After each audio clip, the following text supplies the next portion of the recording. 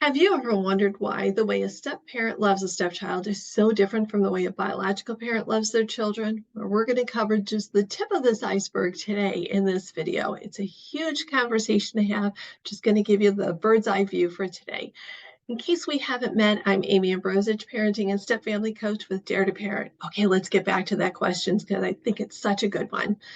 So I was recently in a coaching session with a step couple, and the mom said to me, I just want him to love my kids the way I do. And I looked at her and I said, I totally get it. I really do. I said, but he won't. He won't love your kids the same way you do. He can't. And she looked at me and she said, well, what do you mean? And I explained to her that within a step family dynamic, it's going to be different the way a step parent and a stepchild love each other. Not to say that they can't have a beautiful, wonderful relationship, but it's different from the way we as biological parents love our kiddos. The best way to explain it, and I love analogies when I teach. So I explained to her that if you think of every year of your child's life as a chapter within their storybook, each chapter is a new thing. You flip the page for every birthday and you start writing the next chapter. Well, parents, you've been there since chapter one. Since the beginning, you've known this child, you love this child, you know them inside and out. Your partner, the step parent, is coming in later. So they might be in chapter 5. They may join the family in chapter when your child's at 10 years old. So chapter 10 of your child's life story might even be later than that. So it's going to be different because they don't have the information in the background with your child that you do. Doesn't mean that it's bad. It's just different. So I want you to think about the fact that as a birth parent, we have a history with our kiddos. We have traditions with them. We do Christmas together and, celebrate Thanksgiving differently than other families do because it's our tradition. It's our family tradition. Even birthdays. Birthdays can be very different for each family and how they celebrate. So coming in as a step parent, coming into that, you're learning what are those traditions? What fits well for this new family unit that we've formed? That's a whole other discussion I will get to, I promise, in another video. But the other thing that birth parents need to remember is that you've started routines with your kiddos from day one. So at this point in time, you know their favorite foods, you know what time they go to bed, you have all of that routine with them. It's a natural part of your day. We just, naturally go through step throughout the day.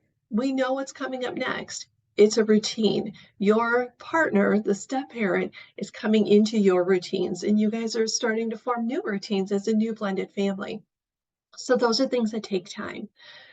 Birth parents, we know our kids' cues, we know their body language, we know what sets them off, we know how to, approach harder topics with them in a different way than maybe your partner might do it.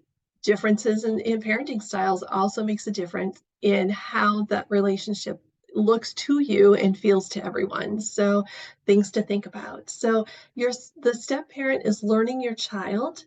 Your child is also learning their new step parent, and it's a new budding relationship. Even if they've been together for a long time, they've known each other for a long time, it's still going to be different because of that past history before the step parent joined the family. So keep that in mind.